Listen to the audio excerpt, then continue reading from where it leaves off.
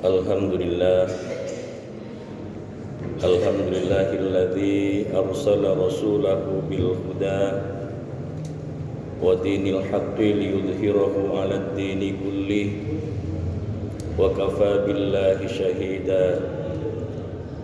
Asyhadu an la ilaha illallah wahdahu la syarika lah wa asyhadu anna sayyidana wa nabiyyana Muhammadan abduhu wa rasuluh.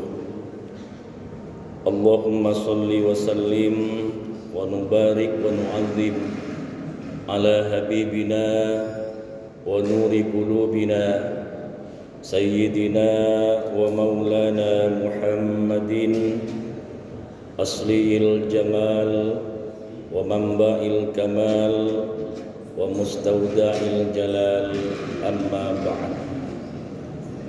Faya ibadallah, usikum wa nafsi wa iyaya bitaqwallah. Ittaqullaha haqqa tuqatih wa la tamutunna illa wa antum muslimun. Saudara-saudara kaum muslimin sidang Jum'ah rahimakumullah. Di awal khutbah ini mari kita tingkatkan takwa kita kepada Allah. Dalam arti kata takwa, mari kita perbanyak melaksanakan perintah Allah dimanapun kita berada, apapun keadaan kita berusaha untuk selalu meningkatkan apa yang menjadi perintah Allah Subhanahu wa taala.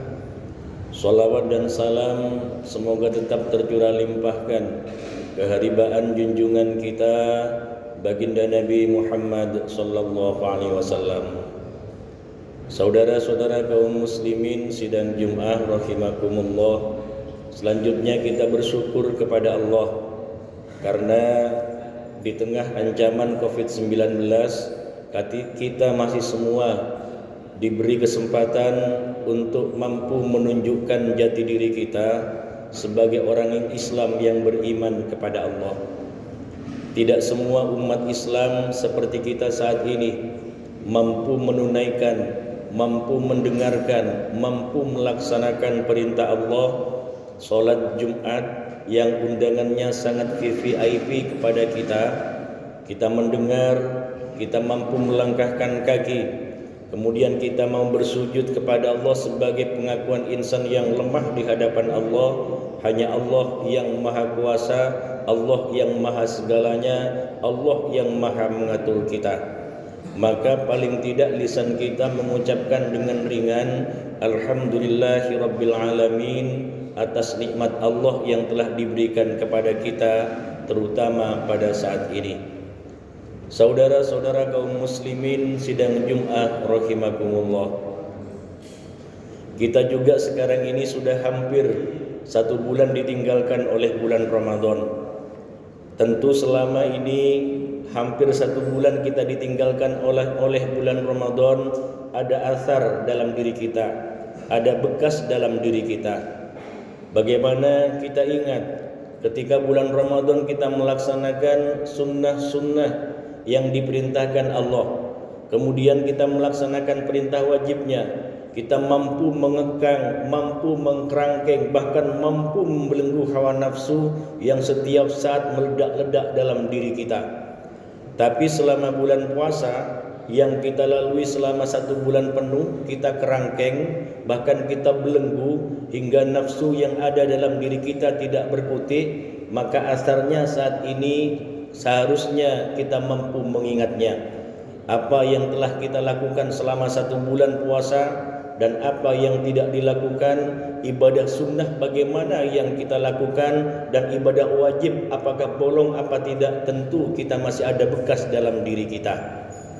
Saudara-saudara kaum muslimin sidang Jum'ah rahimakumullah, jangan sampai dalam diri kita ini timbul perasaan sombong. Artinya perasaan sombong ini karena kita mampu melaksanakan ibadah puasa selama 1 bulan, kemudian menunaikan sunnah-sunnahnya, membayar zakat fitrah dan semacamnya, maka puasa kita ini sudah sangat bagus. Dosa kita ini sudah diampuni oleh Allah Subhanahu wa taala. Jangan sampai pikiran ini merambah hati kita, apalagi merambah iman kita. Hindari pola pikir yang seperti ini. Karena kenapa? Setiap saat mata kita, telinga kita, hati kita berhadapan dengan maksiat di lingkungan kita, di tempat kita kerja, di tempat kita lewat, setiap saat mata kita ini penuh dengan maksiat. Maka jangan sampai ada pikiran saya sudah dosa sangat terkurangi dengan bulan puasa, apalagi adanya Lailatul Qadar sangat terkurangi. Pikiran ini hilangkan jauh-jauh. Kalau kita ingat sejarah bagaimana proses Nabi Adam dan Ibu Hawa ketika diusir oleh Allah, ketika dikeluarkan oleh Allah dari surganya Allah, hanya ada satu kesalahan. Ketika Allah perintahkan kepada Nabi Adam, wahai Adam, jangan sampai engkau dekat-dekat dengan buah khuldi, apalagi memakannya. 1 bulan perintah ini sangat diingat. Bulan berikutnya masih ingat. 1 tahun masih patuh. Begitu beberapa tahun yang namanya setan alaihi laknat ini menggoda Nabi Adam tidak mampu, kemudian menggoda istri Nabi Adam, Ibu Hawa, dengan godaan yang sangat manis sekali, kata-kata yang sangat memikat sekali. Wahai Hawa, tahukah engkau kenapa engkau tidak boleh makan buah khuldi dengan suamimu? Tidak, wahai iblis. Khuldi artinya kekal. Khuldun ini artinya kekal.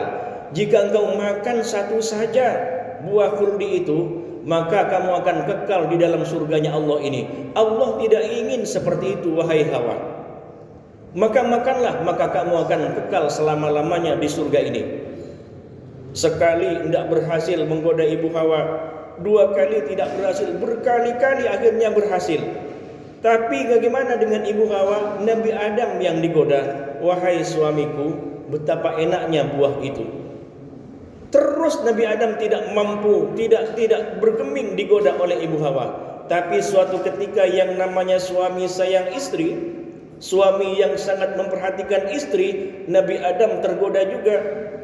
Jalan ke buah khuldi, ambil 1, dimakan berdua. Belum sempat masuk tenggorokan, Allah tegur.